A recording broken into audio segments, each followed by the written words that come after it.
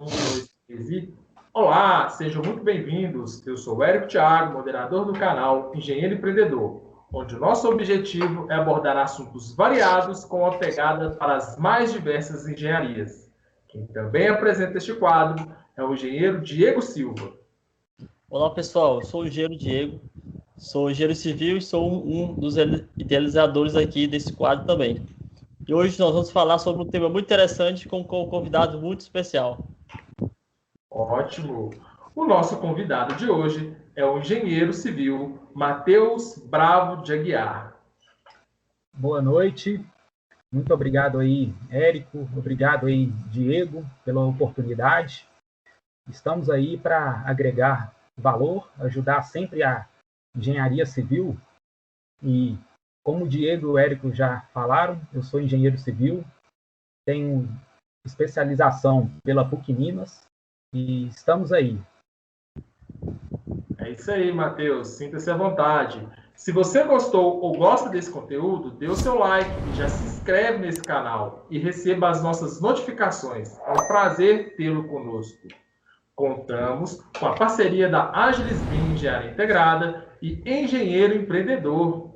É isso aí, pessoal. E o nosso assunto de hoje é sobre regulação urbana e estruturas. Por esse motivo, trouxemos esse fera da engenharia para bater esse papo com a gente. Fique à vontade, Matheus. É um prazer muito grande tê-lo aqui hoje em nosso canal. Muito obrigado, eu que agradeço.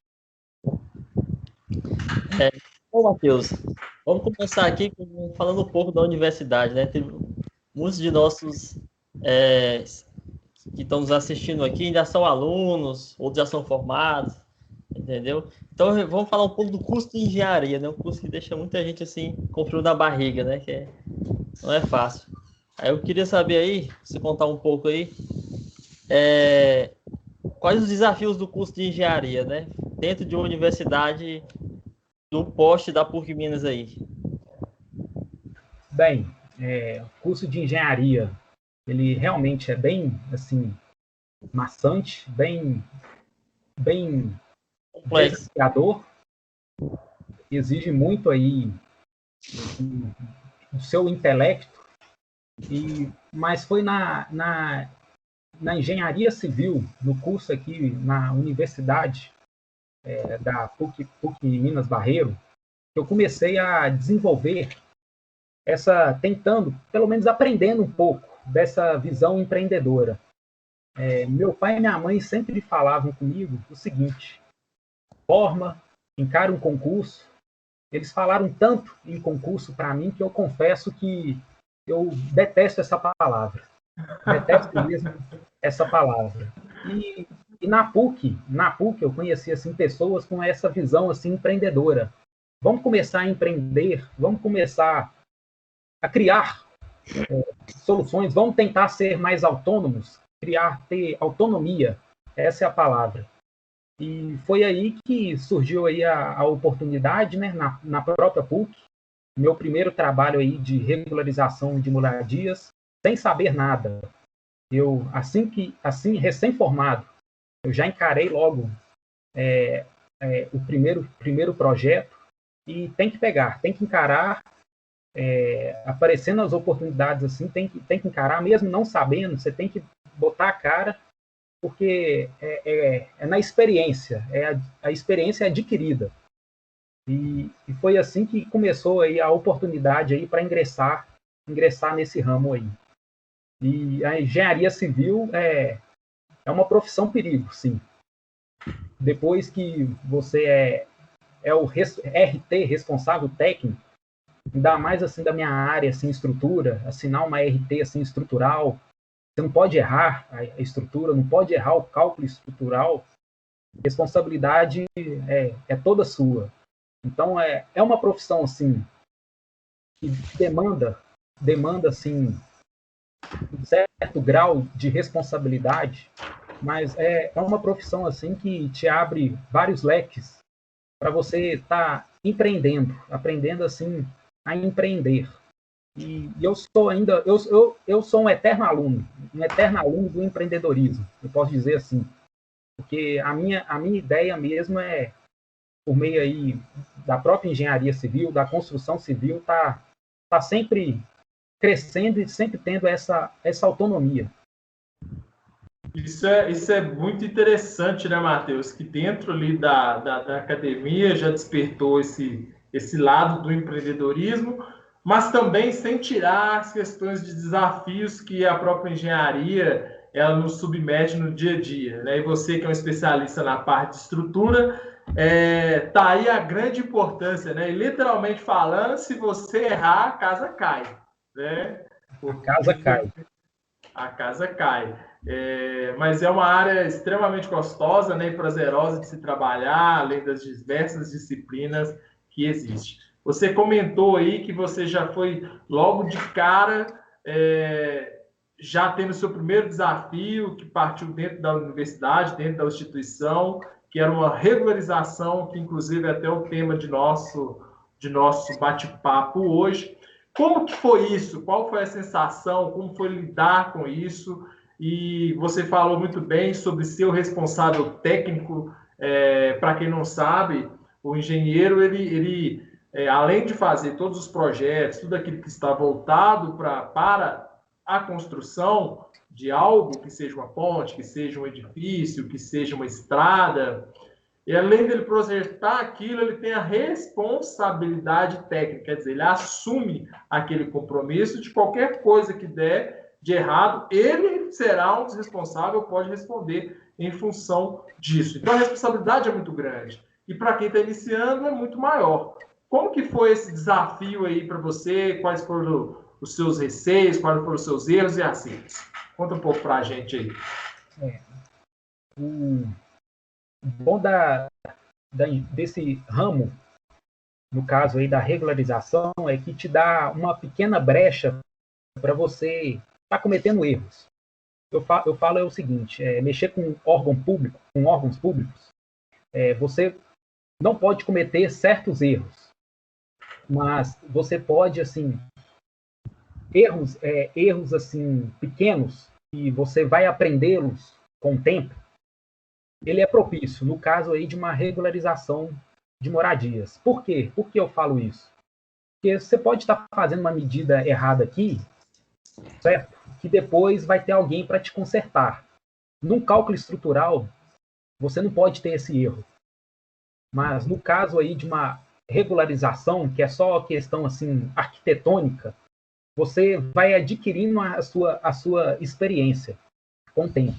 E esse primeiro projeto que eu peguei foi graças aí à empresa Júnior. É importante, eu acho bom frisar que é importante você participar de uma empresa Júnior durante seu período da graduação, porque a empresa Júnior, quer queira, quer não, ela te ensina você a ser um líder. O importante é você a ser o líder porque é chefiada por alunos, certo? Alunos assim que ainda não estão ativos na vida profissional, mas pegando esses projetos, esses pequenos detalhes que vão adquirindo a experiência necessária. E esse projeto aí a minha primeira regularização, eu tive essa experiência, foi assim, pegando assim orientação com os professores, aprendendo aí a parte arquitetônica, porque uma coisa que eu aprendi mexendo em projeto de regularização, porque o arquitetônico que a gente aprende na universidade é totalmente diferente do que é cobrado na prática. Na prática, vão cobrar toda a topografia, vão te cobrar detalhamento aí, a parte arquitetônica, essa coisa aí que arquiteto gosta. Linha fina, linha grossa, tudo isso aí nada a gente via na graduação, mas na prática a gente acaba vendo. São esses erros que é importante assim no começo a gente cometer para ao longo pegando a experiência. E foi essa minha experiência que eu tive nesse primeiro projeto meu de regularização. Além, é claro, assim, aprender as leis, assim, o plano diretor Ainda mais aí Belo Horizonte, saiu recentemente um novo plano diretor. As leis aí estão sempre mudando, e isso aí interfere no nosso trabalho.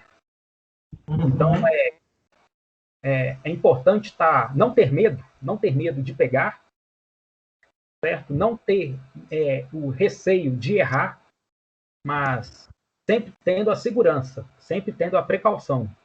Eu falo que é importante a gente pegar com as experiências dos outros. Pegar aí projetos antigos que outros já fizeram e tentar aprender com esses profissionais que já estão no ramo há mais tempo, como executar um bom trabalho, entregando sempre assim, sempre eficiência e qualidade, que é importante. Joia, bacana demais. Eu acho que a academia em si, ela até aborda, né, Matheus, igual você comentou aí, ela tenta explanar da melhor forma possível aquilo que o mercado exige, mas a gente sabe que a realidade é completamente diferente. E igual você colocou muito bem, que quando você pegou o projeto e agora é você que tem que fazer, e aí aqueles pequenos detalhes que dentro da academia talvez ali ou não foram passados, mas geralmente assim são passados, mas para nós alunos ou para quem já foi aluno, né? Nós já fomos alunos assim da graduação, falando assim, mas você comentou também no início, somos eternos alunos, sempre aprendendo, uma especialização, um mestrado, uma busca do doutorado também.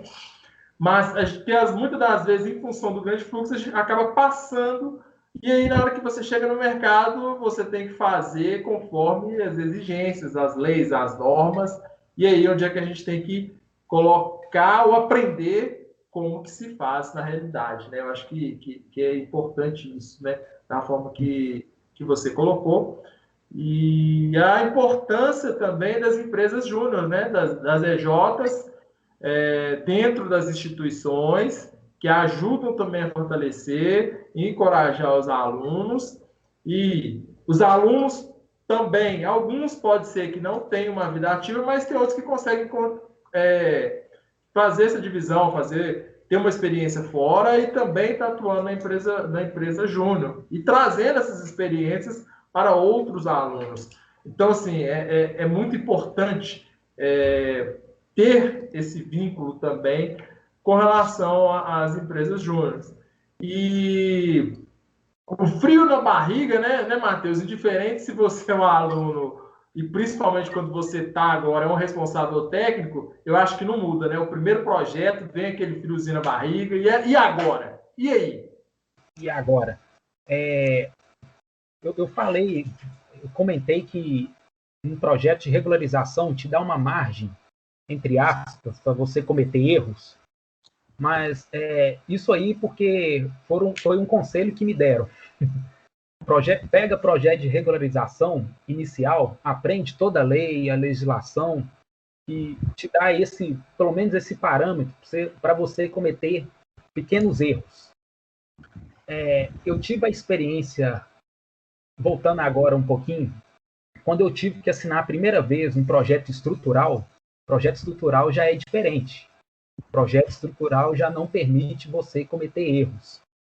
Eu tive a experiência, porque eu formei em especialização, um excelente professor que eu tive na especialização, o senhor Renato Gross, é um professor aí que sempre dá toda a pauta para um excelente projeto estrutural. E quando apareceu aí o projeto assim estrutural para mim, eu tive aí tomar responsabilidade técnica. Projeto estrutural não te permite erros. Eu fiz um projeto, antes de assinar, eu tive que conferir esse projeto com outras pessoas, certo? E essas outras pessoas assim experientes, o professor Renato Gross foi um, é aí que a gente vai depois, ao longo do tempo, ficando mais confiante para assinar uma responsabilidade técnica de um projeto estrutural. E a gente vê a diferença, que é a parte teórica da parte prática. um professor ele vai falar para você. Eu tive uma excelente aula a respeito de relatório de sondagem, como ler um relatório de sondagem, explicando a parte técnica, onde apoiar uma determinada fundação, qual fundação a ser utilizada. Beleza. Através dos relatórios de sondagem, eu consegui ter esse conhecimento. Quando eu fui na prática, tentar executar na prática, a gente sempre conhece pessoas assim que já envolvidas já no ramo há muito tempo.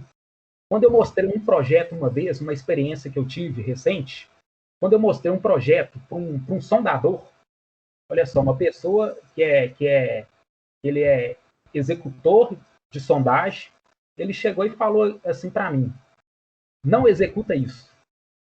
Isso aqui, teoricamente, está certo. Esse lado aqui, você vai ter uma cota a tanto metro de profundidade. Esse aqui dá para você reduzir. Não faça isso. Não faça isso porque sempre mantenha tudo no mesmo padrão. Por quê? Porque isso aqui no futuro pode acontecer isso. Pode dar esse problema. É aí que a gente vai ganhando aí a experiência, e a gente tem que ter, nós como engenheiros, RTs, como responsáveis pela profissão perigo, nós temos que ter essa consciência. A gente sabe a teoria, mas nunca nós não podemos menosprezar a prática. Nós sempre temos que alinhar todos os conhecimentos possíveis para executarmos, assinarmos uma responsabilidade técnica com a máxima eficiência possível. Porque eu, quando assino uma RT, eu quero dormir à noite. Eu não quero ter essa preocupação de ser responsável depois por uma catástrofe. Porque, infelizmente, se tratando de Belo Horizonte, principalmente em termos da geotecnia, o fracasso está comum. Você vê muro de arrimo caindo, você vê barranco, talude aí desmoronando, e nós temos assim que ter essa, eu diria, essa maldade, entendeu? Para a gente dormir em paz. Faz parte, né, Matheus? A parte. Já que você tá falando de estruturas aí, velho, dá uma dica aí. Umas dicas aí para quem tá querendo iniciar nessa área aí. Tem muita gente que gosta dessa área e tem um pouco de receio, igual você falou, uma insegurança para começar.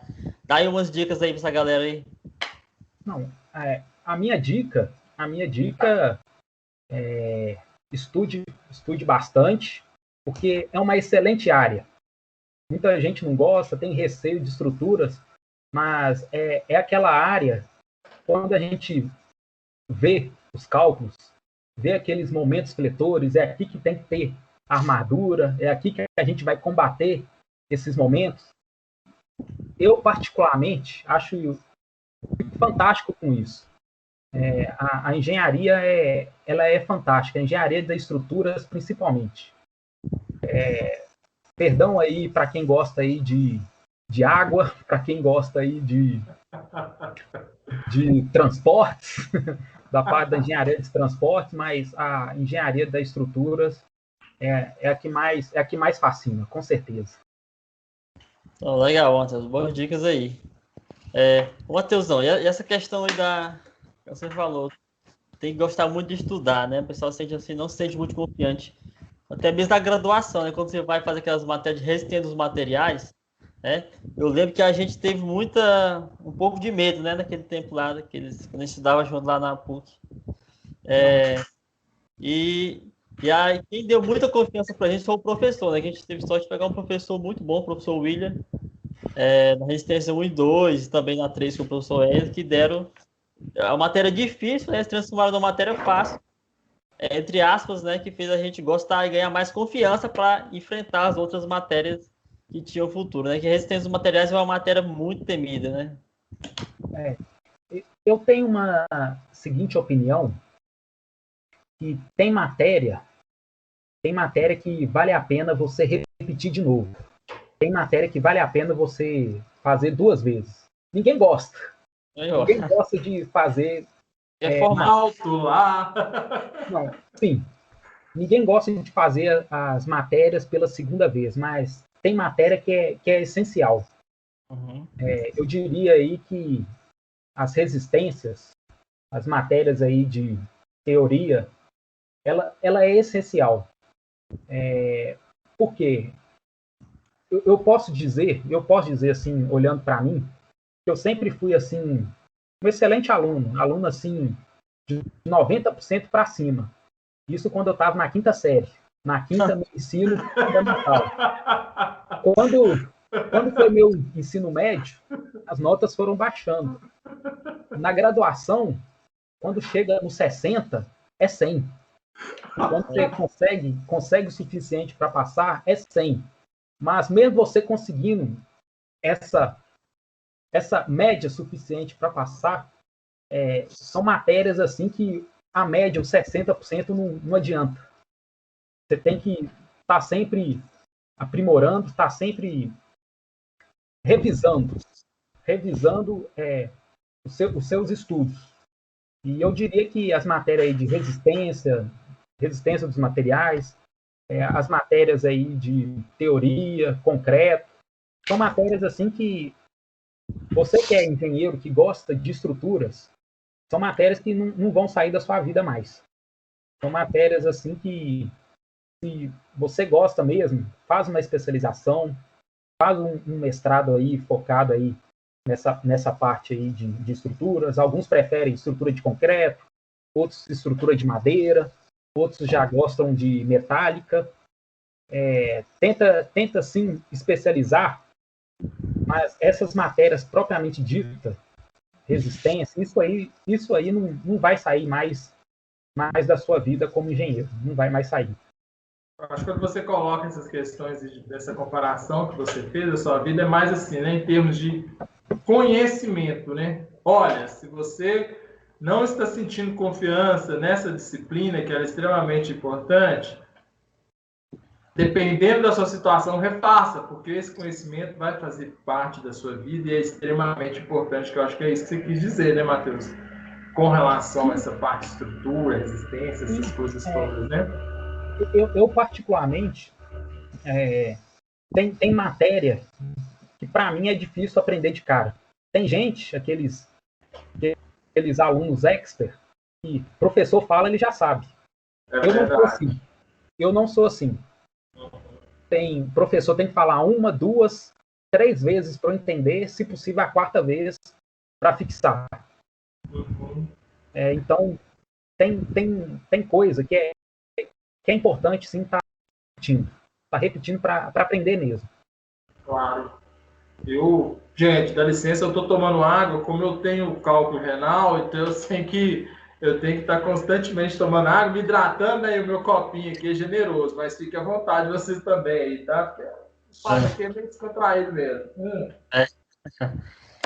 Matheus. E a graduação aí? Graduação, na pós-graduação, né? Quer dizer, estruturas aí. O que foi que você aprendeu de diferente nela, que não diferente das matérias da graduação, né? Uma vez a gente falou lá, uma vez a gente comentou sobre projeto de concreto armado, você falou que na graduação aprendeu uma coisa, chegou na pós era uma coisa bem mais tranquila. É aquele negócio, não é que é mais tranquilo, só que o negócio é mais focado. Uhum. E a minha pós, eu não tive aquela pressão de estar fazendo prova. Só foi um trabalho, mas era um trabalho assim real. No caso, a minha pós, ela foi focada mesmo em projeto, para fazer projeto, detalhamento de projeto, coisa que na graduação ninguém tem essa oportunidade. Não é focado assim para elaborar projeto, fazer projeto estrutural. E a minha pós, ela foi focada nisso. Principalmente as matérias aí de estrutura de concreto armado, né? Estrutura aí de concreto armado e fundação.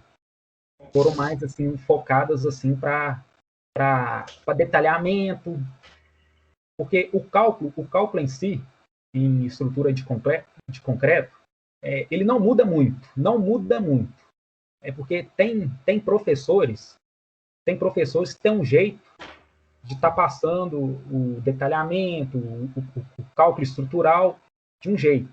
Tem professor que tem outro jeito, mas a parte assim, desenho, detalhamento, a gente aprende mais focado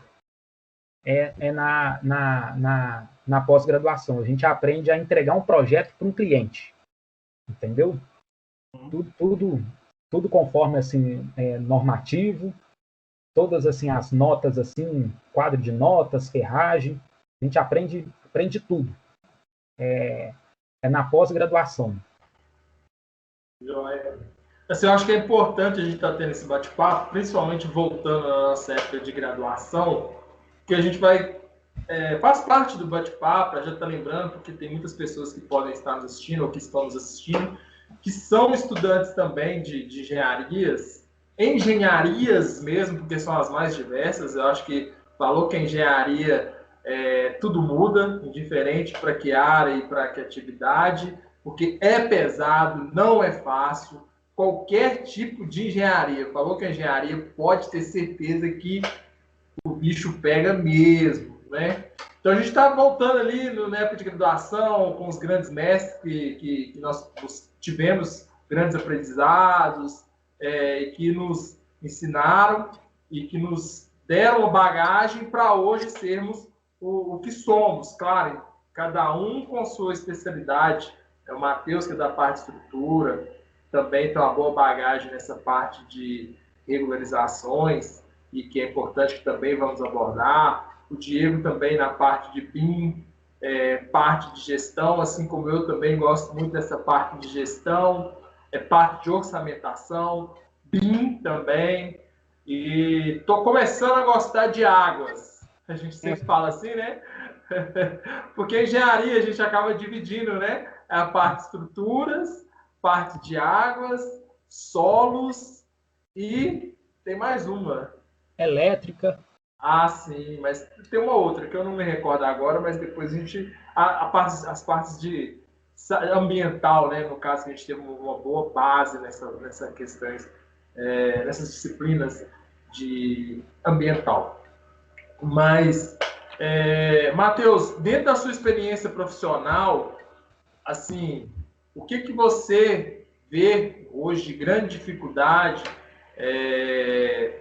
até mesmo a nível de resistência das pessoas em fazer ou ter um projeto estrutural ali do seu empreendimento? O que você enxerga aí no mercado de dificuldades ou não, né? Às vezes você não tem essa dificuldade. Fala mais para a gente sobre isso. Não, a gente sempre tem, no caso aí de projeto estrutural, um problema que eu tenho de precificação. Precificar e outras. Geralmente, a gente faz um empreendimento, sempre tem aquele amigo que é pedreiro, entendeu? E faz uma coisa, e a gente faz um projeto, um detalhamento, o pedreiro vai lá e fala, não precisa fazer nada disso, entendeu? A gente encontra muito isso. É importante ter esse diálogo, saber ter esse diálogo com o pedreiro, com o mestre de obra, porque até mesmo com o próprio arquiteto. Comunicação, né? A comunicação. Porque o pedreiro ele usa muita experiência. A experiência dele pode ter dois assim extremos. Tem dois extremos. Tem aquele pedreiro que, para uma determinada obra, vai superfaturar, certo? Que é o mais comum. Que é o mais comum. Eu falo assim, superfaturar no caso assim de estruturas assim de pequeno porte. Uhum. Mas aquelas estruturas de maior porte, tem aqueles pedreiros que não vão deixar você dormir. Uhum. Eu tive uma experiência pessoal, no caso aí, lá na Vila São Paulo, de uma igreja que eram Em Contagem? Em Contagem, né? Em Contagem. Contagem, Minas Gerais. Contagem, Minas Gerais, Vila São Paulo. É uma igreja que a pastora quer ampliar a igreja. Ela recebeu uma doação da prefeitura, um terreno já bem abandonado, mas ele já tinha uma construção. Era um posto de saúde antigamente, e abandonado, que a estrutura estava lá. A estrutura bem boa, alvenaria estrutural, tudo assim bem detalhado, assim. O que você vê é bem detalhado.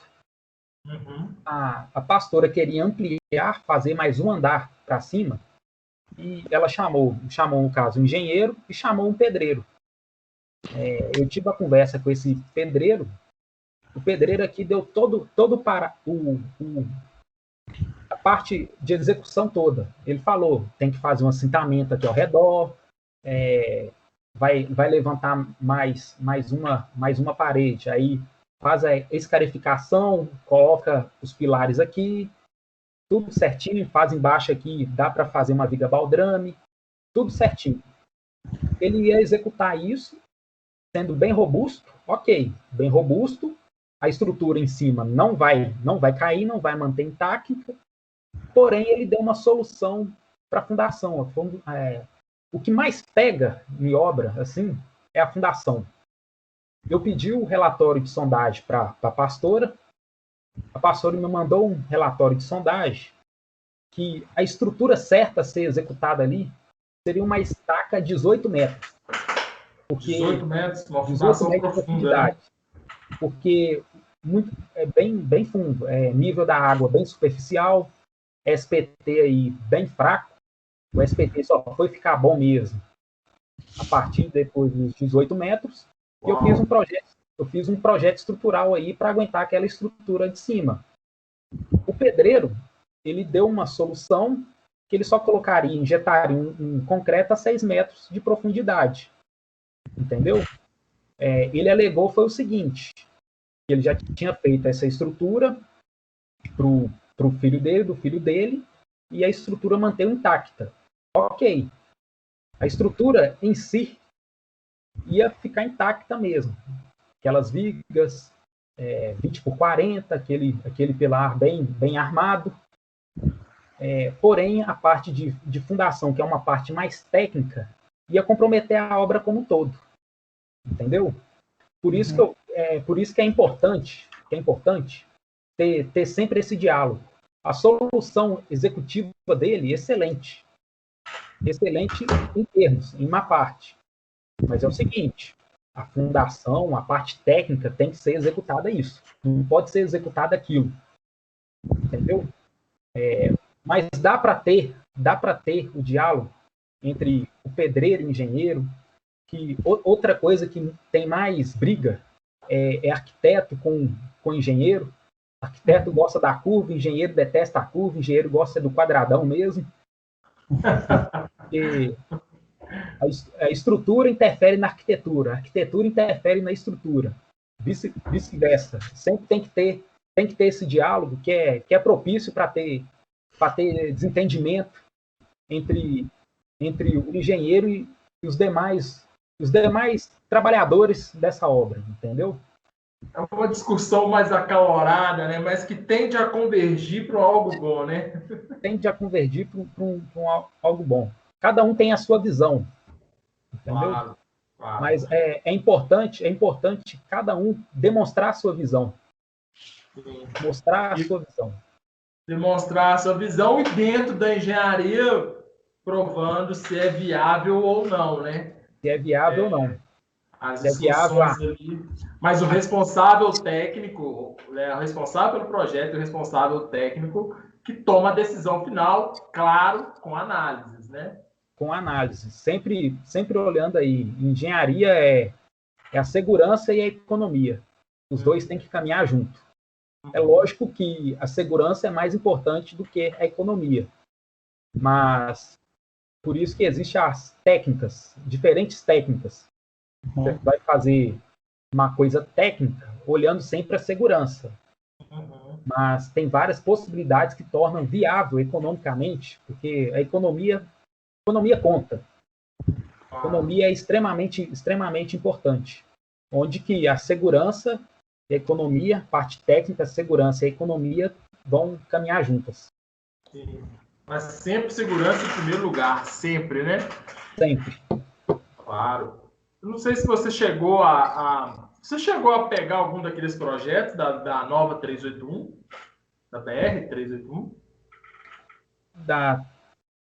Sentido Não. ali dessa nova duplicação que eles estão fazendo, né, da 381, que em termos de estruturas que sejam desafiadoras hoje a nível Brasil, praticamente nulo, né, Matheus? Você tem aí conhecimento de alguma estrutura hoje que está sendo feita a nível Brasil, que é de extremamente impacto positivo e que é desafiadora no sentido assim, olha, está se aplicando novas técnicas, novas metodologias, estão vindo novos conceitos para a parte de estrutura. Você que é atleticana, né, fazendo aí uma comparação com futebol, o estádio aí que o Atlético Mineiro está construindo, juntamente aí com seus mantenedores, vamos dizer assim, que eu saiba hoje, o mais próximo da gente é isso, né? Mas que a gente também não tem muita informação. Você tem estudado isso ou o que você traz de novo para a gente dentro dessa área de estruturas? Tá. Infelizmente, a parte de estruturas ainda é muito pouca a inovação. É lógico, eu já vi recentemente, uma cliente que mandou para mim um muro de contenção de isopor, feito com isopor. Eu já vi telhado não, laje, aquelas lajes de isopor, material inerte, tal, mas eu nunca tinha visto uma contenção de isopor, estrutura leve. Nesse caso aí, a parte estrutural é muito pouca ainda, ou não muito divulgado, a inovação, as novas tecnologias. Eu diria que o mundo está evoluindo tecnologicamente. A engenharia civil está começando agora, com o BIM, com tudo aí, introduzir as tecnologias para dentro da construção civil. E aqui no Brasil ainda é muito o bruto. O bruto, eu falo, é o seguinte, ainda é muito concretão. Entendi. O povo ama o concreto. E você deu o exemplo aí do estádio do Atlético. O estádio do Atlético ele é feito de estrutura mista. Ele vai ser uma estrutura mista. Ele vai ser um concretão bruto, com as suas partes assim, trabalhando a metálica, a parte metálica. Tanto que lá tem um pilar, eu vi isso porque eu vi em vídeo, eles injetando aí um pilar metálico, e ao redor eles fizeram aí a concretagem. Eles vão colocar aí o concreto e o aço trabalhando junto, como uma estrutura mista. Então, é uma estrutura aí bem bruta. Eles não perdeu esse concreto com aço. Entendeu? Ainda o estádio do Atlético ainda não é uma inovação. É diferente, por exemplo, do estádio do Corinthians. Vou falar o estádio do Corinthians porque o estádio do Corinthians deu aqueles problemas, estádio superfaturado, onde que eles fizeram aí até mármore do Líbano eles colocaram lá. Exportaram mármore do Líbano lá. Então é diferente. Eu não sabia isso para mim, eu sinceramente não sabia. Não. Eu sei que teve um acidente lá, né? Parece que morreu uma pessoa, mas em função também do posicionamento da estrutura que foi grandiosa, né? Não, sim, é uma estrutura grandiosa, e o caso do Corinthians que não foi muito bem projetado, planejado. Foi planejado aí, foi em pouco tempo planejado com uma Copa do Mundo. Uhum. No caso do estádio do Atlético, ele é bem planejado. Foi bem planejado porque já se tinha um projeto, já se estava com a licitação para construir o estádio. Quando eles viram aí esse problema, esse quesito ambiental, eles remodularam o projeto, porque vocês podem ver que tem a mata, lá tem uma mata, vai ter uma mata de preservação permanente lá no estádio do Atlético.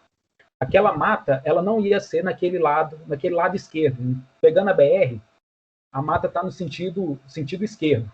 Ela ia ser do sentido direito. Tá ali mais pro lado da Via Expressa, né? Isso. A mata vai estar mais pro outro lado da rua. Ah, sim. Mas ela ia ficar mais pro sentido da Via Expressa.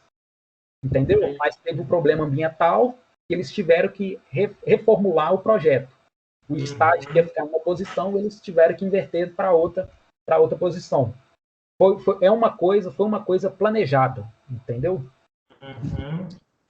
Foi feita ali o EIA, RIMA, né? Que é o Estudo de Impacto Ambiental, e o Relatório de Impacto Ambiental, e que caracterizou isso, evidenciou isso, e que muda tudo no projeto, né? Às vezes você está com um projeto pronto, mas as questões ambientais, que eu acho que tem que ter, são fundamentais para se ter certas observações em função da construção, né?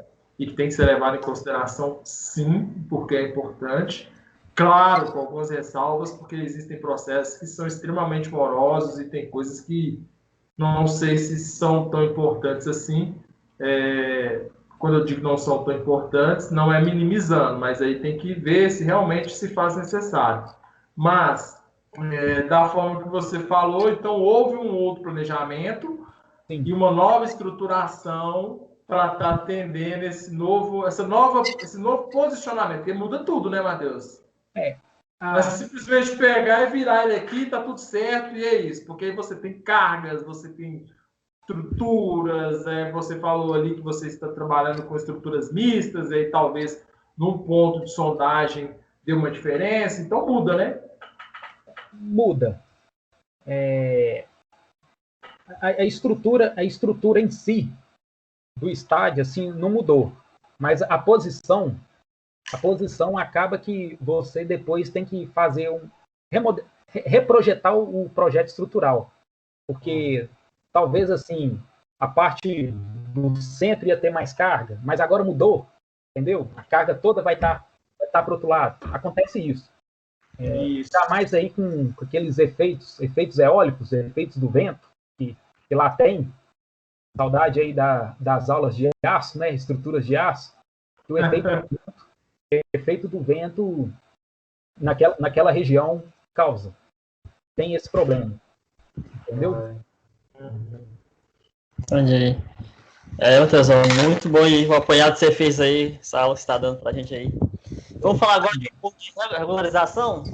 Sim. Bora! Estou até pensando aqui, falar com o Eric depois, a gente fazer um bate-papo aí só de estruturas, né? Pra gente destrinchar que esse tema é muito grande. É bom a gente apontar alguns estudos de caso, né? Sim, a galera aí, alguns problemas que aconteceram no Brasil desde o ano passado para cá, né? Alguns edifícios caíram, algumas pontes, a gente pode estar falando sobre alguns estudos de caso aí. Seria interessante esse bate-papo aí. Sim. Viaduto recente lá no México, né? Uhum. Podemos trazer o Matheus aí na próxima oportunidade aí para falar disso, Matheus, desse viaduto que caiu lá no México lá. Não, será um prazer. Então, a gente vai estar estudando aí. Tá conversando aí. Eu queria que você falasse um pouco agora. Agora você tocou no plano diretor, né? Aí para essa parte de regularização, o engenheiro que está começando agora ou quer entrar nessa parte de regularização urbana, além do plano diretor, lei de uso e ocupação do solo, quais as outras diretrizes que ele tem que aprender e se atentar para estar entrando nessa área aí? Tá.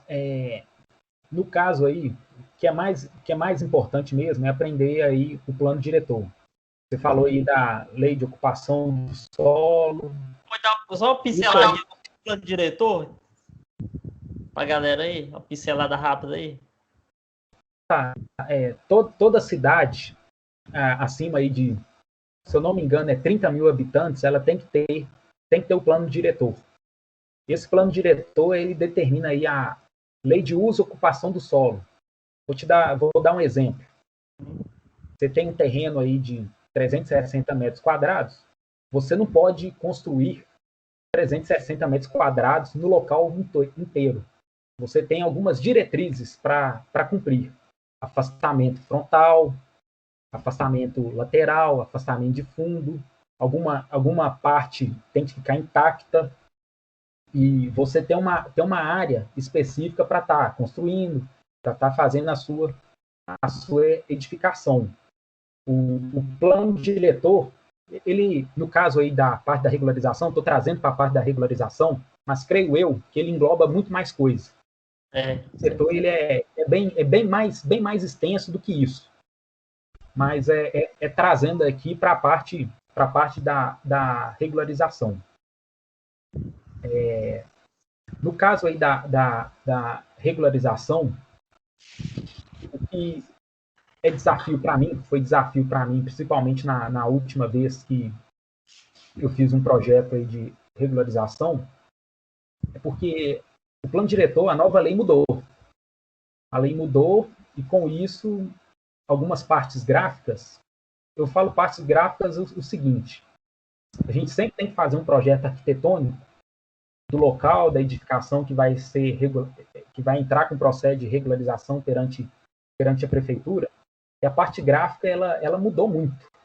Mudou muito. Você tem um jeito aí para tá dimensionando, tem um jeito aí para estar desenhando, para estar demonstrando aí para os técnicos da prefeitura o que você está querendo mostrar, o que você está querendo fazer. E hoje, infelizmente, eu falo infelizmente, porque eu gostei muito da mudança dessa parte gráfica, como que eles mostram, tá bem, eu diria que está mais didático.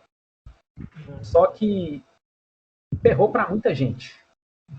Ferrou para muita gente porque antigamente você podia construir 1,5, o coeficiente de aproveitamento era 1,5. Hoje, com esse novo plano diretor, tem região que é só 1. Eu vou dar um Mudou muito, né, Matheus? Na realidade, de área construída, reduziu muito, né? Reduziu muito. Uhum. Eu vou dar um exemplo aqui prático.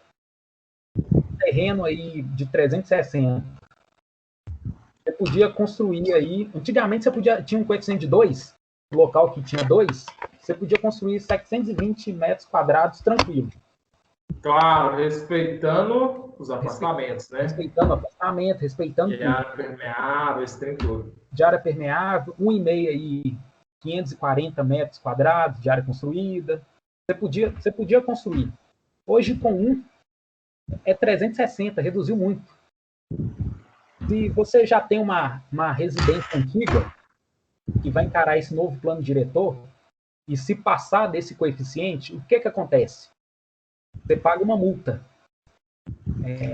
O caso de regularização antiga é que a prefeitura, eu vou colocar um termo entre aspas, ela está desburocratizando certas coisas. Tentando desburocratizar o que já é burocrático, o que por natureza já é burocrático. Hoje se consegue aprovar, fazer uma regularização pagando a multa. Pagando multa de quê? Afastamento frontal, afastamento lateral, afastamento de fundo, área permeável.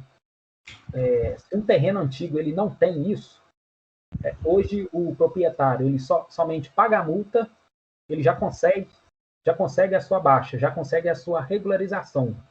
A baixa é o seguinte: o que é a regularização? É atestar que a edificação cumpriu todos os parâmetros urbanísticos da cidade, se cumpriu o plano diretor, se cumpriu à risca o plano diretor.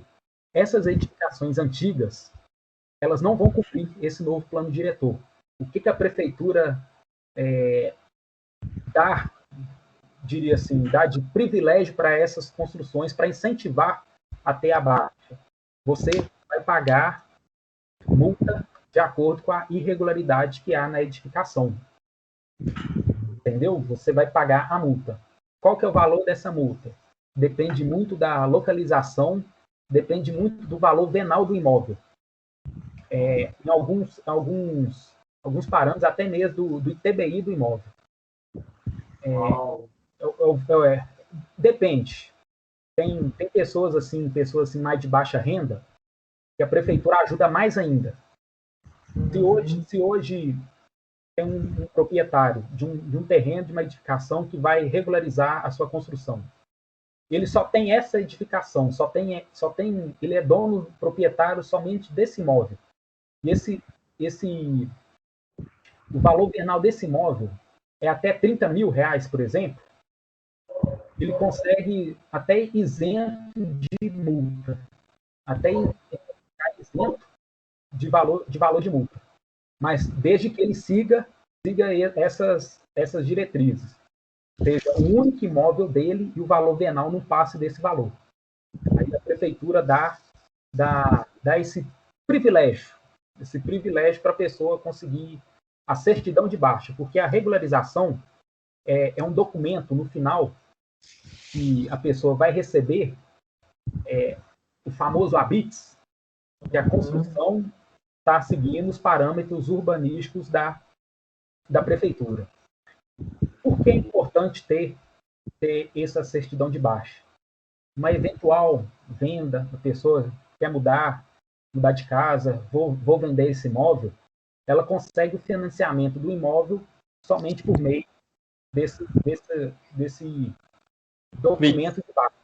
E eu diria que 80%, isso aí é um nicho bom, é um nicho de mercado bom, porque não falta serviço nisso aí.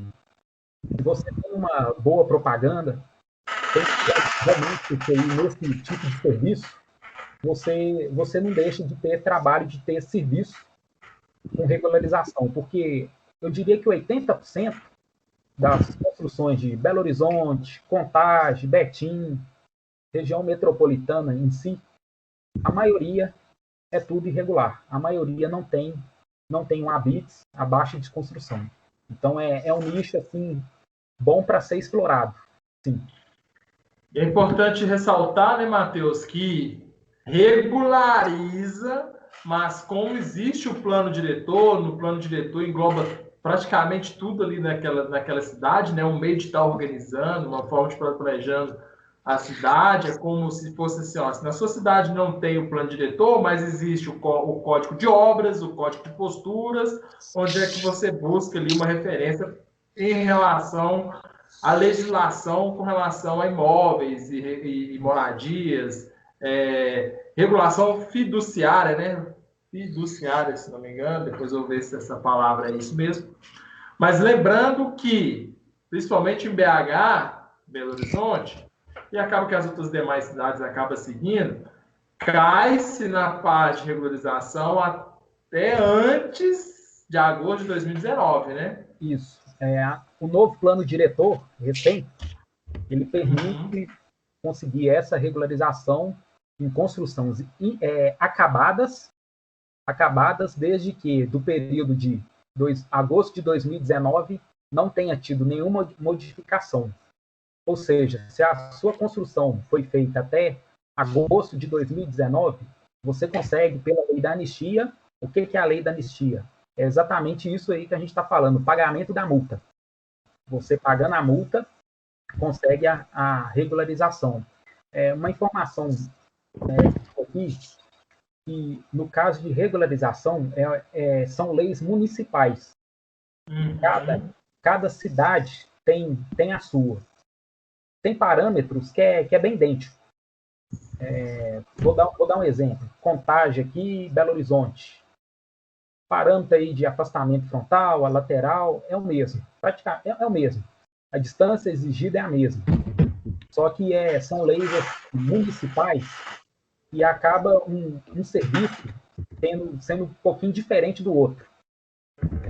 Algumas exigências que Belo Horizonte cobra, que Contagem não cobra. Outras que Contagem cobra, Belo Horizonte não cobra. Uma vantagem que eu vejo em Belo Horizonte, que Belo Horizonte tem um portal próprio para isso, e meio que digitalizou o processo. Isso é bom. Muito bom. Isso é bom porque deixou o processo assim mais rápido o envio, não tem aquela burocracia de estar imprimindo documentação, levando até a prefeitura, coisa que, infelizmente, eu diria que todas as cidades da região metropolitana, tirando Belo Horizonte, tirando a própria BH, não tem isso. Não tem desenvolver esse portal aí, que facilita muito. Lembrando, corrigindo, é regularização fundiária. Regularização fundiária. Que essas questões de moradia, isso tudo, e de normas.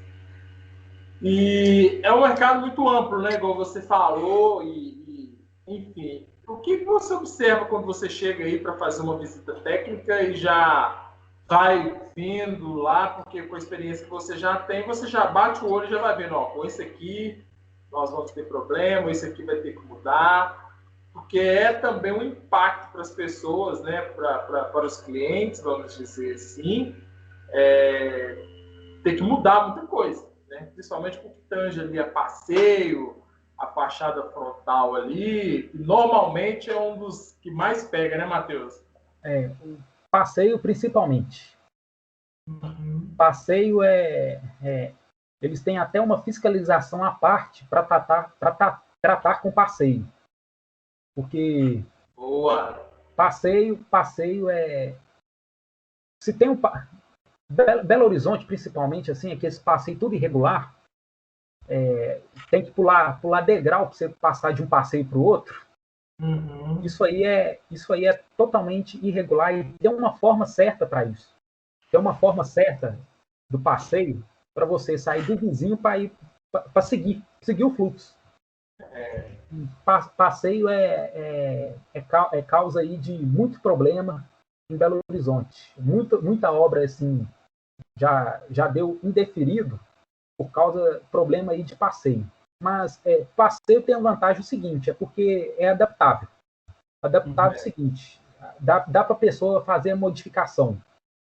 Fazer assim, a modificação assim sem muita dor de cabeça.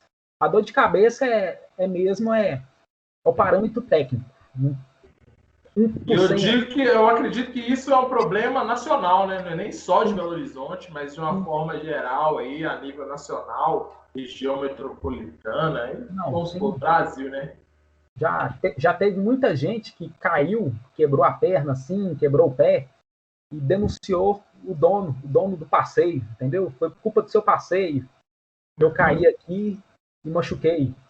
Já tem muito caso assim.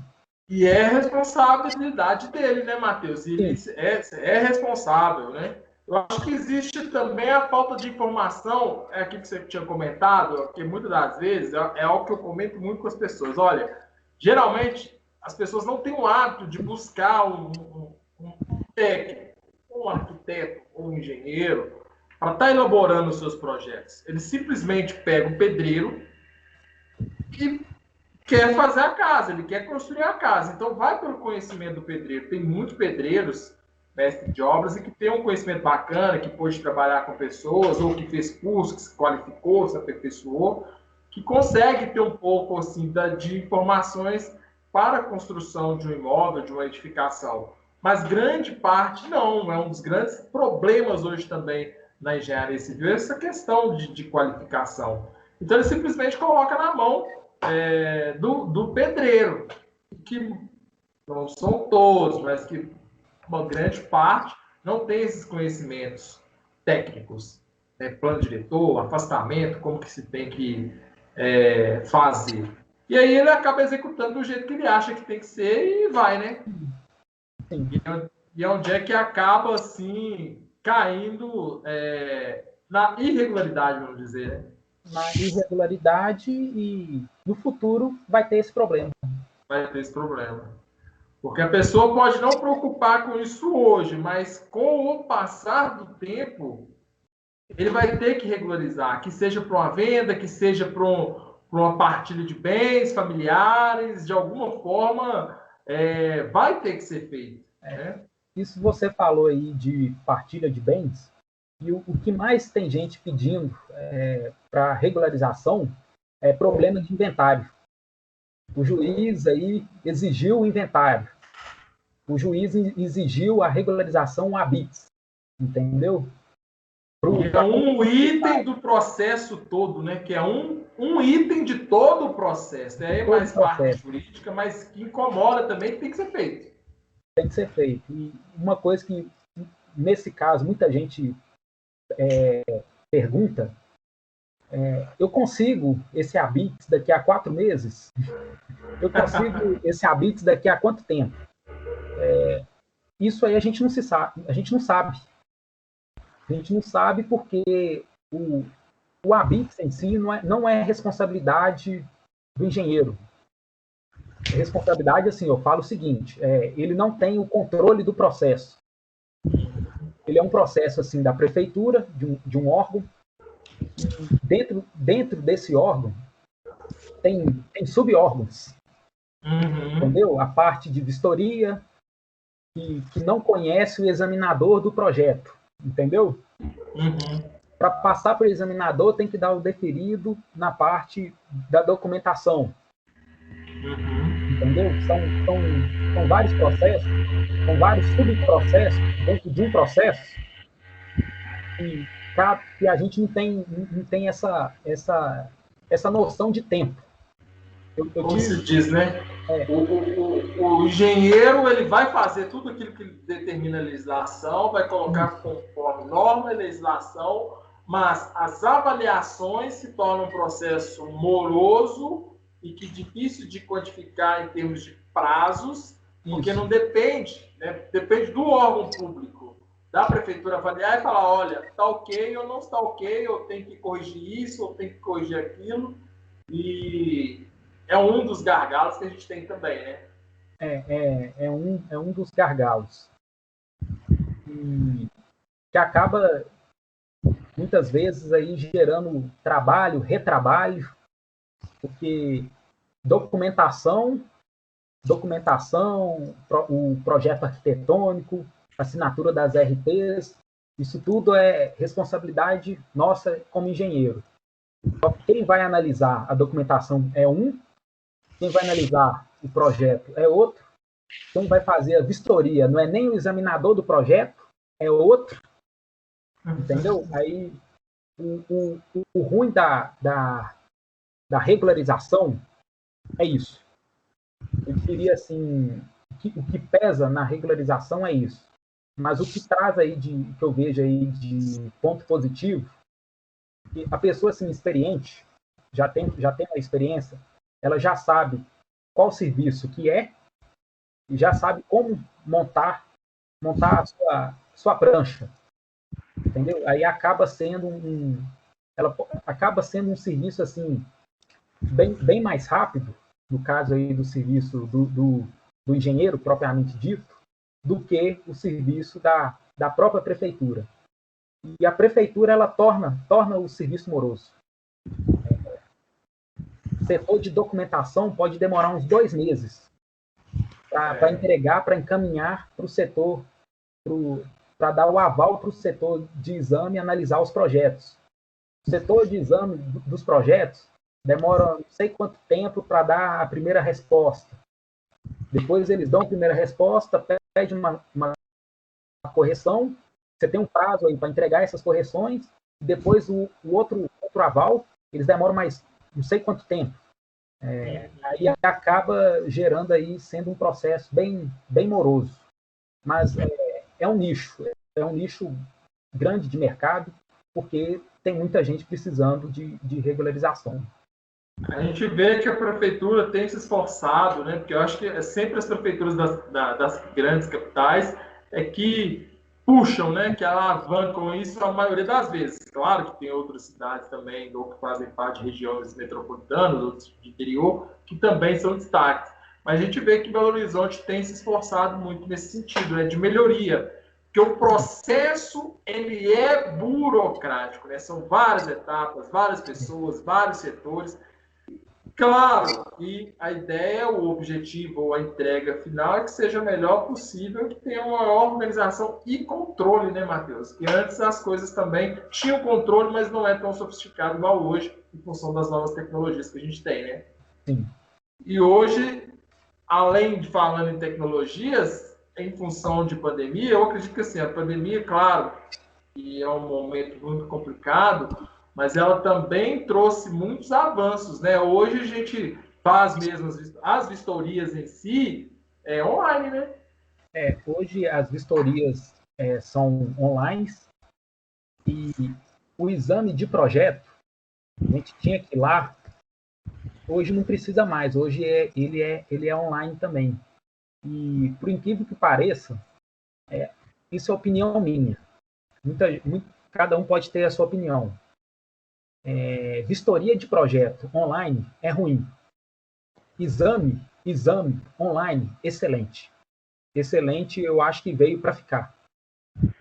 O Porque exame são as entregas que você faz direto no sistema para avaliação e conferência.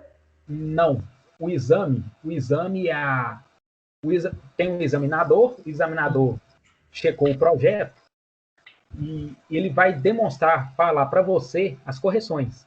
Ah, sim. Você tem o exame com o arquiteto ou engenheiro da própria prefeitura, que analisou o seu projeto.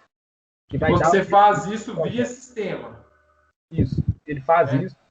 faz isso via sistema. E hoje antigamente tinha esse exame presencial, a gente levava a prancha, imprimia tudo certinho. Hoje não. Hoje já é de forma virtual. E ficou muito melhor. 100% melhor. Ah, eu acho. Eu também assim, vejo que eu ganho muito, né? Até a interação ficou melhor. É, verdade. Mas a vistoria sinceramente, eu já prefiro o padrão antigo, do historiador ir pessoalmente, porque a vistoria online você tem que estar com a câmera boa, você tem que demonstrar, fazer tudo com a câmera lá, tudo que o fiscal está pedindo para ele ver, ele tem que ver. Então, sinceramente, eu não gostei da vistoria. Eu tive a oportunidade aí recente de fazer 2 vistorias online. Eu, sinceramente, não gostei da experiência. Mas no caso aí da análise de exame, o plantão técnico ajudou demais ele por meio aí virtual. A interação, até interação, pode até Muito melhor, né? demonstrar as fotos do local, fazer o relatório fotográfico aí com o técnico, ajudou demais. É uma coisa que, creio eu, que depois da pandemia, se a pandemia aí, se Deus quiser, vai acabar rápido, ela é uma coisa que vai continuar, que vai permanecer. Essa... Eu também já tive também esses problemas, e é isso que você falou, às vezes assim, eu acho legal, sabe? Eu acho muito bacana tudo ser virtual, ser online, mesmo com toda a dificuldade. Mas essa questão da câmera, aí tem que ver lá se eles desenvolvem um aplicativo para ver se melhora isso. Ou a própria prefeitura liberar os dados, não sei, um plano, que seja gratuito para fazer isso, porque já tive problemas, por exemplo, que o meu plano de celular, que já tem uma boa capacidade de dados, não consegui suprir no local que eu estava em função de um sinal ruim de dados.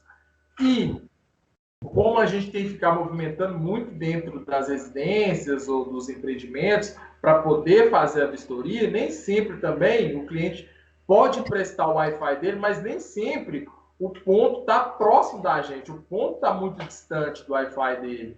E aí fica difícil a conexão e acaba atrapalhando em função das interferências. Eu concordo com você, que a gente tem muito disso. Mas isso é algo que eu acredito que será melhorado ao longo do tempo. Mas essa parte ruim, mas de uma forma geral, eu acho fenomenal a vistoria online aí contrapondo você. Mas claro que o pessoal, eu gosto muito, a gente até conversava sobre isso, de ter o contato físico para poder dialogar, para poder conversar, para poder mostrar. E isso é muito bom, né? Mas eu acredito que é uma tendência. E para a gente também o ganho de tempo é muito grande. Sim. Né? A vistoria virtual, ela entrou, foi por causa da pandemia. E acabou que a pandemia deixou um negócio que já é moroso, mais moroso ainda, mas que por meio aí do virtual acelerou. Então realmente pode ser assim, uma tendência depois dessa pandemia a continuar. Eu acho que talvez, assim, a gente não sabe da estrutura interna, né, da prefeitura, a gente fala assim porque às vezes o processo é moroso, mas talvez mais contratações de pessoas para poder ter mais agilidade, né, nas respostas. Não, sim. Tem coisa que eu vejo o seguinte, a parte de departamento de documentação, de análise documental, ele tem que analisar um tanto de documento, entendeu? Conferir o preenchimento, o nome das pessoas, tudo certinho. Demandam mais tempo. Aparece muito projeto para uma pessoa só, é lógico que vai ser muito mais moroso do que é. Então, sim, eu vejo aí contratar mais pessoas, melhorar aí o sistema. Você já teve problema, por exemplo, chega no lugar, você pode pedir a planta se já foi aprovada, né? Diferente aí dos anos passados, mas você tem acesso a isso, não fisicamente, porque às vezes a pessoa não tem o desenho ali, os gráficos ali na mão, mas você pode estar pedindo para a prefeitura. E você já teve dificuldade de fazer a solicitação, que é morosa, pedem 30 dias para poder te entregar, e quando entregam não é o projeto que você solicitou? Isso com todas as informações corretas? Já aconteceu isso com você? Aconteceu. Aconteceu, por incrível que pareça, aconteceu isso foi ontem comigo.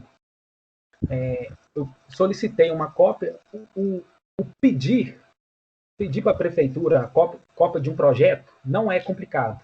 Eles têm um e-mail próprio para isso. Só que aí eles pedem uns 30 dias para estar enviando. Eu tive esse problema de eu pedir um determinado projeto e chegar outro. Outro, assim, de um bairro próximo.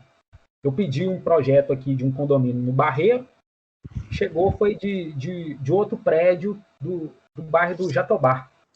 Então, eu tive esse problema e para sanar, para explicar para eles lá que foi mandado errado, é do condomínio tal, são outros 30 dias. Porque eles mesmos falam lá, eles mesmo assim mandam um e-mail retornando, falando que o e-mail foi para a fila. Ou seja, muitos e-mails que eles recebem durante um dia, pedindo gente assim, pedindo projeto, pedindo a cópia de projeto assim aprovado. Hoje eles disponibilizam aí a planta de forma digital, mas é aquelas plantas assim, eu quero uma residência que foi aprovado lá na década de 80.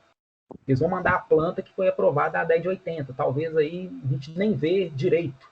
Não vai estar tão nítida, né? Não vai estar tão nítido. Vai ter cota faltante. E a cópia do projeto é importante, porque para conseguir alvará, novo alvará, a pessoa já tem um projeto aprovado, já tem a casa dela aprovada, mas ela quer fazer uma ampliação, precisa de um alvará. Então, ela precisa da cópia do projeto aprovado para ver onde que vai ter essa mudança. Num projeto aí de parcelamento de solo, o projeto muito aí, outro nicho diferente de regularização, acaba sendo uma regularização, mas o parcelamento de solo é outro problema aqui em Belo Horizonte. Antigamente eles aprovavam um lote, só que tinha dois moradores e um fazia a divisão do lote. Só que talvez em cartório eles regularizavam como 2 lotes, mas perante a prefeitura está aprovado como lote só. Nossa. Com dois IPTUs diferentes, mas é um lote só. Em Belo Horizonte tem muito isso. Matheus, eu vou te pedir uma pausazinha. Nós vamos voltar no próximo bloco, para a gente não perder essa linha. que aí você entra nesse assunto de parcelamento de solo, que eu acho que também é muito abrangente e faz parte também dessa parte de regularização. Só uma pequena pausa para a gente tomar uma água, dar uma relaxada, e a gente volta no segundo bloco aí, com tudo em parte de parcelamento, você aí dando uma aula aí, como sempre, para a gente. Pode ser? Pode ser, Diego? Pode ser. Então, fechou. Olá, voltamos para o nosso segundo bloco, e nosso segundo e último bloco de hoje, com o engenheiro Matheus Bravo e o engenheiro Diego Silva. No bloco passado, paramos na parte de parcelamento de solos. Gostaria que você pudesse, se você pudesse, Matheus, voltar um pouquinho que você comentou e daí dando a sequência para a gente finalizar e fechar com chave de ouro. É com você. Ok. O parcelamento de solo é outro nicho aí bom aí também, porque ele acaba sendo uma regularização, só que é um processo diferente. O parcelamento, antigamente, tinha muito isso da pessoa fazer esses loteamentos, 360 metros quadrados, ou até maior do que os 360, e ter 2 moradores. E cada morador aí fazer a divisão por conta própria do terreno. E tinha muito isso. Fazia essa divisão, depois vendia para um, vendia para outro. E acontecia que o lote era separado fisicamente, até mesmo em cartório, perante cartório. Cada um também tinha o seu IPTU, mas perante a prefeitura era considerado um lote só. Não era considerado assim, cada um com seu lote. Era um lote só, tendo 2 edificações, tendo 2 moradores. E Belo Horizonte está cheio disso. Por que é importante o parcelamento nesse caso? Muita gente acha que não, é uma coisa assim meio que desnecessária, mas o principal benefício que eu vejo, isso é opinião minha, que eu vejo no parcelamento de solo, é porque um parcelamento de solo ele pode valorizar em 30% o seu imóvel. Porque ele é só seu. Uma regularização valoriza muito um imóvel. Um habite, ele vai valorizar o seu imóvel, você vai vender ele por um preço X, você vai vender ele por X mais um pouquinho a mais. Você consegue vender ele por X mais um preço a mais. Traz valorização, né? Traz uma valorização. Tem muitos casos que a prefeitura exige, além do habite, exige o parcelamento. Principalmente aí no caso de venda. Porque antigamente existia muito isso. A pessoa comprava um lote, mas não comprava um lote. Comprava assim 12% de um lote, ou 50% desse lote. Entendeu? Quando ela faz o parcelamento, agora é 100% do lote dela. Entendeu? Entendi. Aí o parcelamento acaba sendo sim uma vantagem. E o que mais pega a gente conseguir o parcelamento é problema de cartório. O cartório é outro mundo à parte. O cartório é outra burocracia que existe. O cartório pode falar uma coisa, a prefeitura fala outra.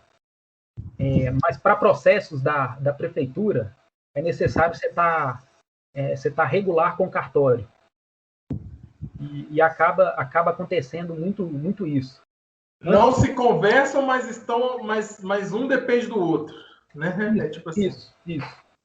É mais a prefeitura que depende do cartório. Um projeto de parcelamento, uma regularização, geralmente a prefeitura, geralmente, não é sempre, mas em grandes casos, a prefeitura exige a sua matrícula atualizada, a matrícula, o seu registro atualizado. E é no cartório. E é no cartório. Aí o cartório não tem, por exemplo, a planta aprovação registrado. Tem gente que tem muito caso aí da pessoa ter invadido, ter feito loteamento e ter entrado, morado lá. Aí quer fazer regularização, mas antes precisa entrar um processo, por exemplo, de uso capião, porque não tá averbado, não está registrado o seu loteamento em cartório. Entendeu? Aí acontece muito esses problemas. Aí é sempre recomendável. É sempre recomendado você estar em dia com o cartório, atualizado com o cartório, para depois encarar as burocracias da prefeitura. Isso pode ser um empecilho para muita gente, mas a longo prazo é um benefício. É um benefício porque você vai ter um imóvel mais valorizado, certo? Sem depender de ninguém. Ele é seu agora. Vai ter um ganho, né? Vai ter um ganho. Boa. Boa dica. Outra, e essa questão aí, eu acho que era bom no finalzinho agora a gente abordar um caso complexo. Você já, o mais complexo você já teve nessa trajetória aí de regularização aí. Contando um caso aí, um estudo de caso aí pra gente aí. Tá. Um case de sucesso. Isso. O caso mais assim complexo que eu já tive, no caso de regularização, foi de um cliente lá no bairro Diamante, pé da região do Barreiro, Belo Horizonte, e foi construída assim, é o termo da palavra, foi feita uma gambiarra, sem sombra de dúvida, foi feita uma gambiarra, onde que o proprietário tinha a casa dele, um andar térreo, ele construiu mais 2 andares. E fez exatamente tudo que a prefeitura pede para não fazer, ele fez. Construiu nos fundos, sem nenhum espaçamento, construiu nas 2 laterais, nas 2 divisas, acima da altura permitida, certo? Com a garagem passando do muro de divisa dele, com uma calha voltada totalmente para a rua, isso aí irregular, e sem área permeável. Sem a área permeável ainda. Além de que o acesso da escada não tem corrimão. Então foi um caso assim que, entre aspas, ele é bem complexo, porque exige maior meu trabalho, porque eu tenho que declarar toda essa irregularidade. Mas é um caso assim que a prefeitura, como que é construção assim antiga também, a prefeitura acaba aceitando assim o pagamento da multa, todo aquele processo, e acaba assim, apesar da gambiarra, a prefeitura aceita depois no final a regularização. Eu tive um caso também, esse foi um caso de parcelamento. Foi lá no bairro Esplanada em Belo Horizonte, que são 2 assim parentes que moravam no mesmo lote e que estavam querendo fazer o parcelamento, cada um ficando agora com o seu lote. Só que é o seguinte, esse só teve uma matrícula e um registro. Uma matrícula e um IPTU. Um IPTU para uma região toda. Um dos lotes era aquele lote assim, lote misto, residência mista, e tinha, além da empresa de um dos parentes, era onde que ele morava também. E o outro lote era sua casa. Quando foi fazer o parcelamento, conseguiu tudo certinho, o trâmite da prefeitura, o lote de 360, cada um ficou com 180, tudo certinho. Porém, a prefeitura exigiu o pagamento de ITBI. Cada um valorizou o seu, mas exigiu o pagamento de ITBI. Por que exigiu o pagamento de ITBI? Porque agora, no caso aí, ia ter a transferência de imóvel. Era um morador só. Não era nenhum dos 2. Os 2 proprietários nem estava registrado o nome deles como proprietários. Eles conseguiram o parcelamento. agora eles vão ter que pagar, cada um vai ter que pagar o seu ITBI, porque agora um é o dono de um lote, esse aqui é um dono de um outro lote. Então, só para ficar claro, Matheus, o que é o ITBI? Tá, imposto de transmissão de bens de imóveis. Quando você vai fazer transferir um imóvel para alguém, você tem que pagar o valor do ITBI, que geralmente tem casos que até entre 7%, eu já vi até 10% do valor do imóvel. Acaba sendo um valor meio que inviável em muitos casos. No caso desses meus clientes, foi até viável. A região assim, valorizou muito para os dois, mas eles pagaram um ITBI aí, caro. Um outro caso também que eu já vi também, lá da região do Mineirão, região assim que com nome problema jurídico. A própria região já tem um problema jurídico, porque o bairro chama Mineirão, é conhecido Mineirão popularmente, só que eles chamam Independência. Uma seção lá e foi identificada como Mineirão. Isso, mas só que ele é Independência. Só que já teve uma época que ele foi Mineirão. Mudou o bairro, o nome do bairro já mudou. Eles mudaram o nome do bairro. E a proprietária lá, ela queria fazer um processo aí de alvará em 12% do lote, 12,5% do lote. Só que ela precisava aí, no caso aí, ela tinha que ver o registro. Lá tem um registro, não tem nada averbado, nada que identifica um lote. E esse lote foi aprovado pela prefeitura. Só que não é registrado em cartório, não tem o seu registro em cartório. Aí acaba sendo aquele círculo. Ela tem que registrar o imóvel perante cartório. O cartório fala que não tem como fazer isso porque não tem localização do lote. Não sabe nada de origem do lote. Aí a solução é o quê? Entrar com aquele processo de uso campeão, precisando de advogado, tal, para entrar com lote.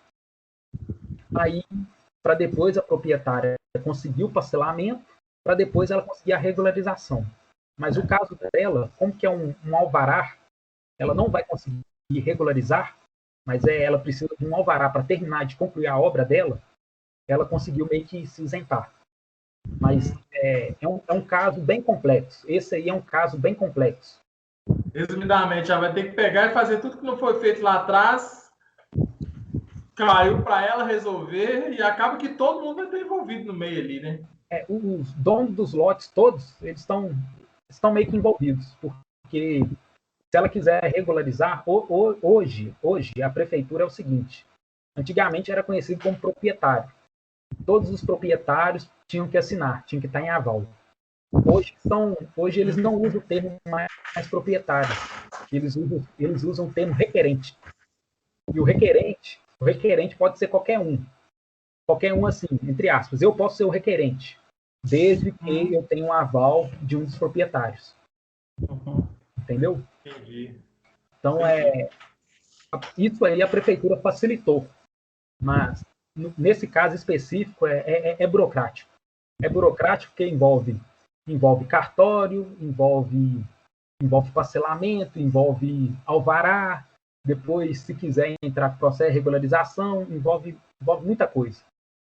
Como se diz, é burocrático, mas nós fazemos de bom grado, com qualidade, com eficiência e com comprometimento. Precisou, pode nos procurar, né, Matheus? Comprometimento. Ou seja, nós, como engenheiros, precisamos também ter a parte da legislação. Precisamos saber tudo de legislação.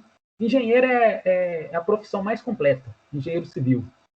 Porque engenheiro civil, ele pode ser arquiteto, ele pode ser engenheiro elétrico, pode ser engenheiro hidráulico, pode ser engenheiro estrutural, pode ser engenheiro geotécnico. Ele pode fazer o projeto arquitetônico, pode ser o engenheiro eletricista, e pode ser todos esses. É muito amplo, né? E conhece um ramo específico da advocacia. Um pouco de direito, né? Um pouco de direito. Então, temos que saber tudo, né? Diego, você tem mais alguma coisa aí para perguntar, para falar? Não, no momento eu acho que a gente pontuou, né, as principais perguntas aí, né? Não foi fácil, o tema é muito vasto, né? Muito amplo. Muita coisa. Muita coisa, então a gente resolveu pegar as principais, o pessoal construir um panorama com isso aí. Mas qualquer coisa, se você tiver alguma dúvida, deixe nos comentários aí, a gente vai estar tirando as dúvidas aí da galera também, né? Então, sugestões de perguntas aí para as próximas entrevistas, ou temas, né? Também. Deixe os comentários para a gente aí, vai ser um prazer. Estamos começando, então pode ser que aconteça alguns erros, mas com o passar nós vamos ajustando tudo isso aí. Então, Matheus, eu gostaria de te agradecer, né, pela sua disponibilidade, pela sua participação. Na hora que você recebeu o convite, mais do que depressa, você aceitou, topou o desafio. Isso para nós é muito engrandecedor e sinal também que a gente tem moral com você, como se diz, tem os conceitos com você, por essa moral que você está nos dando. Eu acho que foi muito prazeroso, muito gostoso esse bate-papo. Outros virão, né? Espero que na sua agenda você possa tirar um tempinho aí futuramente para quando precisarmos de você para dar uma aula igual foi hoje, né? Como o Diego mesmo frisou, é muito abrangente, então assim, eu acho que vamos ter que trazer você novamente para a gente estar dando sequência aos tópicos desse bate-papo. Mas é um prazer muito grande, muito obrigado mesmo e assim, maravilhoso. Eu quero agradecer. Quando vocês me fizeram o convite aí, mostrando o esquema, como que funciona, eu tomei a iniciativa, quero sim participar, porque é importante a gente saber comunicar, né? A gente quer saber dar uma palestra, saber transmitir o conhecimento. Isso é importante. E é uma coisa assim que, no meu caso particularmente, é uma coisa que eu tô trabalhando. Eu tenho que trabalhar e aquilo que eu falei, eu vou voltar a falar. Nós somos eternos alunos. Nós nunca podemos parar de aprender, de evoluir mesmo. E comunicar, e a comunicação é essencial. Por isso eu quero agradecer você, Érico, quero agradecer você e Diego. Diego aí é conhecido aí como primo. Obrigado pela oportunidade aí. É isso aí, a gente agradece aí, foi muito bom. Você está compartilhando um pouco da sua experiência aí conosco, o pessoal também está assistindo esse vídeo aí, né? Muita gente aí tem dúvida de como entrar no mercado, o que tem que fazer e outros temas mais que a gente abordou aí, né? Com certeza vai ser norteador esse vídeo para a galera aí. Então é isso aí, Matheus. Então, muito obrigado. Eu queria falar para o pessoal também que na descrição aí tem um link para o nosso Telegram, né? Onde tem um canal lá, tem um canal e também tem um grupo lá, onde a gente tem pessoas de todo o Brasil, a gente debate temas que acontecem, né? Então, para quem quer aprender, é só entrar aí. Isso. Okay. Se você que está nos assistindo quiser e puder se inscrever no nosso canal, dar um like, vai estar nos ajudando muito e participando aí das nossas redes, igual o Diego mencionou. Vai ser um prazer novamente ter vocês conosco. Um grande abraço, fiquem bem, se cuidem e até a próxima. Até a próxima. Valeu, galera.